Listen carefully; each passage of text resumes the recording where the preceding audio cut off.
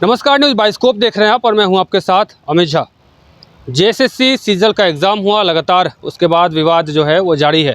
अभ्यर्थियों का कहना है कि एग्ज़ाम कैंसिल हो क्योंकि पेपर लीक हुआ है। अब इसको लेकर के 2 अक्टूबर से लगातार सत्याग्रह पर बैठे हैं कुछ छात्र नेता हैं। हम बात करेंगे और जानेंगे कि कैसा जी, आज 7 तारीख हो यानी 5-6 दिन हो गए आप लोगों को सत्याग्रह पर बैठे हुए। आज तमाम जो अभ्यर्थी हैं वो डीसी कार्यालय जाएंगे पत्र सौंपने के लिए। इससे पहले भी हैशटैग अभियान चला, फिर तमाम तरह के से आप लोगों ने विरोध जताया। अब क्या लगता है कि अभी तक उस पर कोई प्रतिक्रिया नहीं आई है। ऐसे अब कुछ दिन बाद ही जो है दुर्गा पूजा समाप्त होते ही आचार संहिता लागू होने की बात चल रही है, तो फिर ऐसे में क्या करेंगे आप? जी, जैसे कि आपने कहा कि कल जैसे ट्विटर अभियान चला था, उसके पहले मशाल जुलूस निकला था और जैसे आज डीसी को ज्ञापन सौंपा जा रहा है सारे ज़िलों में। तो इससे प्रतिक्रिया आप अगर सरकार की प्रतिक्रिया के बारे में पूछ रहे हैं तो सरकार की प्रतिक्रिया तब तक नहीं आएगी सामने जब तक हज़ारों में लड़के जो हैं वो फिज़िकली प्रेजेंट नहीं होते हैं और अपने आंदोलन को एक मुखर आवाज़ के तौर पर आते हैं और अपनी बातों को एक साथ एकजुटता के साथ जब तक नहीं रखते हैं तब तक जो है इस तरह से हम ये देखते रहेंगे कि लेकिन आप ये देखिए कि ये जो जैसे हर दिन डेली आप देख रहे हैं कि कुछ ना कुछ नया स्टेप्स जो है हम लेते जा रहे हैं, चाहे वो ट्विटर अभियान के ज़रिए हो, चाहे वो जैसे कि अभी हमने जन आंदोलन का ऐलान किया है। 14 तारीख को हम जन आंदोलन लगाने वाले हैं, अर्थात कि इसमें छात्र अदालत लगाने वाले हैं, जिसमें कि पॉलिटिशियंस जो हैं, उभरते हुए जो पॉलिटिशियंस हैं जो इस बार इलेक्शंस में पार्टिसिपेट करना चाहते हैं, वैसे लोग, या फिर जो ऑलरेडी जो पावर में है वो उस तरह के पॉलिटिशियंस जो सीजन्ड पॉलिटिशियंस है उस तरह के, या फिर आंदोलनकारी जो हैं, लॉयर्स और प्रोफेसर्स जो इस तरह के टॉप नॉच पोजीशन में बुद्धिजीवी वर्ग जो है उनको हम बुलाएंगे अपने कार्यक्रम में, जो 1 दिवसीय कार्यक्रम होगा। और इसमें फिर आप देखिए कि जो स्टूडेंट्स हैं वो सवाल पूछेंगे अपने, जो उनके ग्रीवेंसेस हैं जी, और जो उनके ग्रीवेंसेस हैं, जो उनके क्वेश्चंस हैं, वो सब एड्रेस किया जाएंगे। तो ये सब देखिए एक स्टेप इस तरफ है कि लोग जो है जागरूक हों, लोग अवेयर हों। अभी देखिए इलेक्शंस आने वाले हैं, आप जेएसएससी जेपीएससी कोई भी इंस्टीट्यूशन की आप बात करें, आप देखिए कि हर इंस्टीट्यूशन में, हर एग्ज़ाम में आपको करप्शन दिखेगा, आपको हर जगह घपलेबाजी की बू आएगी। अभी आप देखिए जो क्या कहते हैं इसको, नगर पालिका का जो एग्ज़ाम हुआ उसमें जो रिज़ल्ट आया है, आप देखिए 921 पोस्ट के लिए पिछले साल वैकेंसी निकली थी, जिसमें सिर्फ और सिर्फ 90 पोजीशंस जो हैं उसका रिज़ल्ट आया। वो भी आप देखिए कैसे सीरियल वाइज जो है रिज़ल्ट आ गया। तो आप समझिए कि ये तो पूरा का पूरा जो है ना, मुझे लगता है कि खेल तमाशा चल रहा है कि आप अपनी मर्जी से जो है जिसको चाहे उसको आप रिक्रूट कर रहे हैं। नगर पालिका की बात कर रहे हैं तो नगर पालिका में पिछले साल एग्ज़ाम हुआ था 2023 में, फिर लगभग 3-4 महीने के बाद उसका आंसर की निकाला जाता है। उसके बाद छात्र जो है आंदोलन करते हैं, काफ़ी दिन धरना पे बैठते हैं, फिर जाके उसका रिजल्ट जो है ये 3-4 दिन पहले आया है। वही तो मैं कह रही हूँ कि आप कोई भी एग्ज़ाम उठाइए ना, आप शुरू कीजिए, आप स्टार्ट से पीजीटी का आप ले लीजिए, आप जेपीएससी का जो फर्स्ट एग्ज़ाम हुआ, फर्स्ट जेपीएससी जो हुआ था, उसमें आपने देखा कि 2019 की जो खबर है, कल शायद सर्कुलेट भी हो रही थी वो खबर, कि किस तरह से अरविंद कुमार लाल जो एसएससी के एग्जामिनेशन कंट्रोलर हैं, वो किस तरह से घपलेबाजी के थ्रू, जबकि उनका बेसिकली कॉपी उनकी चेक नहीं हुई थी, लेकिन फिर भी उनको 128 उनके ऑप्शनल सब्जेक्ट्स में मार्क्स मिल के और उनकी एंट्री होती है, और वो वही एसआई टीम के जो है मेंबर भी बन जाते हैं, और वो अब देखिए उनकी 2028 तक उनकी नौकरी है, मतलब कि उसके बाद वो रिटायर करेंगे। तो आप समझिए कि जब आप खुद इतना करप्ट प्रैक्टिस जो चल रहा है, यानी कि दूध की रखवाली बिल्ली को ही मिल जाती है, ऐसा कह सकते हैं। अब देखिए यही है ना कि आप ये सिस्टम ही अपने आप में करप्ट है। मैंने उस दिन भी कहा था कि आप देखिए एग्जाम्स में किस तरह से जो हायरिंग एजेंसी होती है उसको आपने किस बेसिस पे हायर किया है, उसकी ट्रांसपेरेंसी नहीं है। फिर जो जिसको हायर किया है वो स्टूडेंट्स को किस तरह से जो है सिलेक्टेड स्टूडेंट्स को वो जो पैसे दे पा रहे हैं उन लोगों का किस तरह से चयन करती है, और फिर वो पैसे जो है किस तरह से जेएसएससी में सर्कुलेट होता है, जेएसएससी से फिर गवर्नमेंट में। तो ये जो नेक्सस है ये बहुत बड़ा जाल है, बहुत बड़ा नेटवर्क है। अब स्टूडेंट जो यहाँ पे पढ़ रहे हैं, जो लाइब्रेरीज में बैठे हुए हैं, जो कोचिंग सेंटर्स में जाके इतने पैसे दे के कोचिंग करते हैं, वो एक उम्मीद लगा के रखते हैं कि हो सकता है इस बार एग्ज़ाम फ्री एंड फेयर हो और हमारा हो सकता है चांस बने। लेकिन आपने देखा कि 24 साल हो गए, आप कोई भी एक एग्ज़ाम का नाम बताइए जिसमें आपने ये देखा, आपने भी इतने सालों से जर्नलिज्म की है, आपने आज तक क्या ये पाया है कि कोई भी एग्ज़ाम झारखंड में होता है, क्या वो फ्री एंड फेयर तरीके से हुआ है आज तक?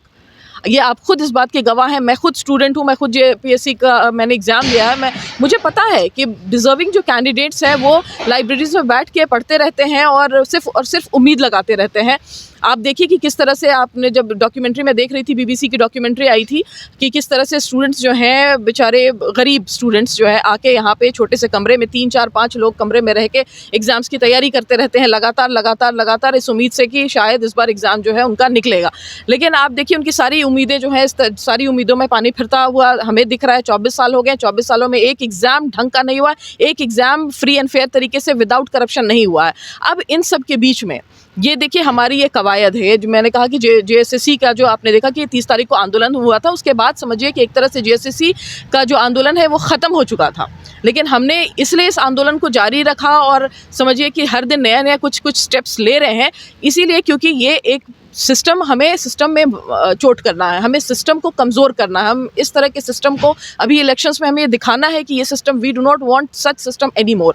हमें खुद के अपने सिस्टम में हमें अपने खुद के सिस्टम्स लाने हैं। हमें खुद अपनी सोच जो है, जो यूथ की सोच है, जो युवाओं की सोच है, वो करप्शन फ्री सिस्टम की डिमांड करती है। वो ऐसे सिस्टम की डिमांड करती है जो जस्टिस पे बेस्ड हो। वो ऐसे लोगों की डिमांड करती है जो वहाँ बैठ के इंसाफ करें, जो अपनी कुर्सियों में बैठ के कुर्सी का दुरुपयोग ना करें।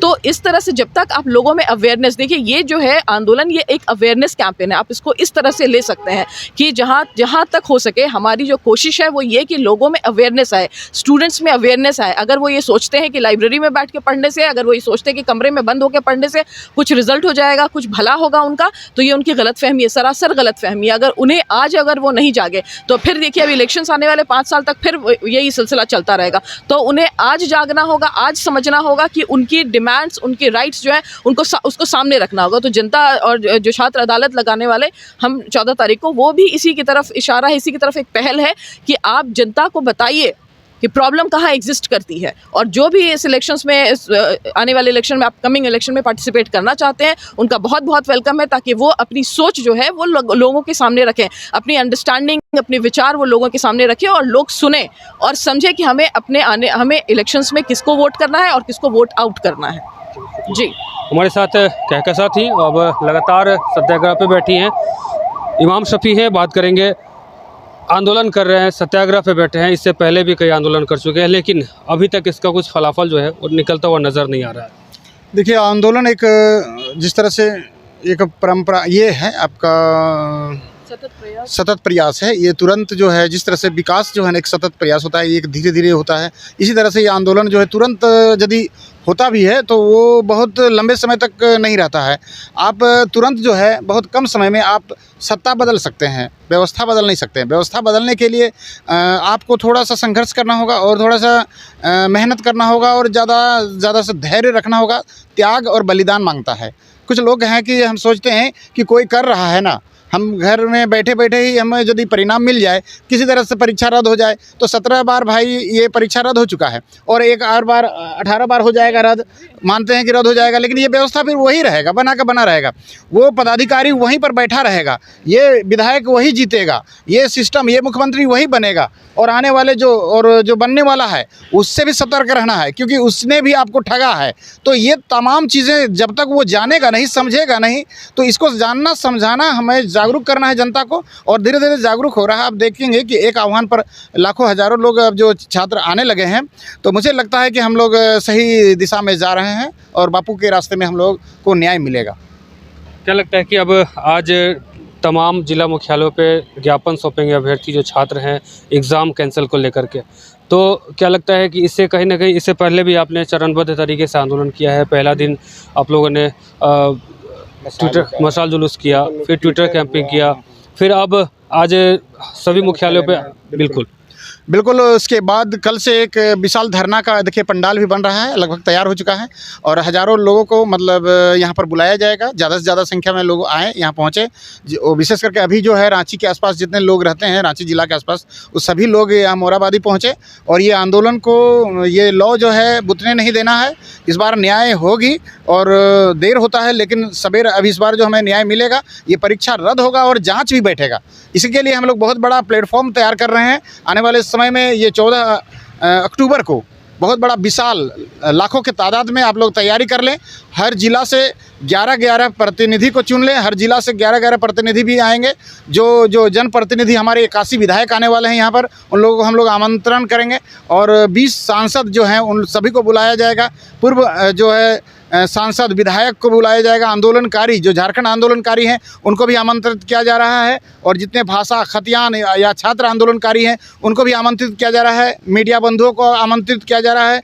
जो समझ रखते हैं बहुत गहराई से उन्हें भी स्पेशल आमंत्रित किया जाएगा, क्योंकि ये लोकतंत्र के वो भी चौथे स्तंभ हैं। कार्यपालिका के पदाधिकारी लोगों को भी आमंत्रित किया जाएगा और जुडिशियरी के जज से लेकर के पूर्व जज से लेकर के वकील को भी हम लोग यहाँ पर एडवोकेट को भी बुला रहे हैं और सभी को हम लोग यहाँ आमंत्रित करेंगे बापू वाटिका में। और छात्र जो है का जो है अपने बातों को अपने आप रखेंगे। ये छात्र अदालत 14 अक्टूबर को लगने वाला है। आप और लाखों के तादाद में सभी 2400 जिला से लाखों के तादाद में ये मोरहाबादी का ये जो पंडाल है, ये मेला जो है ख़त्म हो गया है, इसीलिए हम लोगों को अब ये पूरा यहाँ पर भरा हुआ नज़र आएगा। शुक्रिया। तो आपने सुना कि अब जेएसएससी के खिलाफ ये बिगुल जो है लगातार इन लोगों ने फूंक रखा है आंदोलन को लेकर के।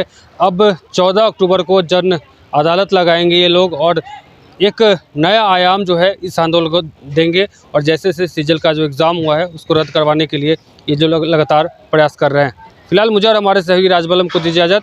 देखते रहिए न्यूज़ बाइस्कोप। धन्यवाद।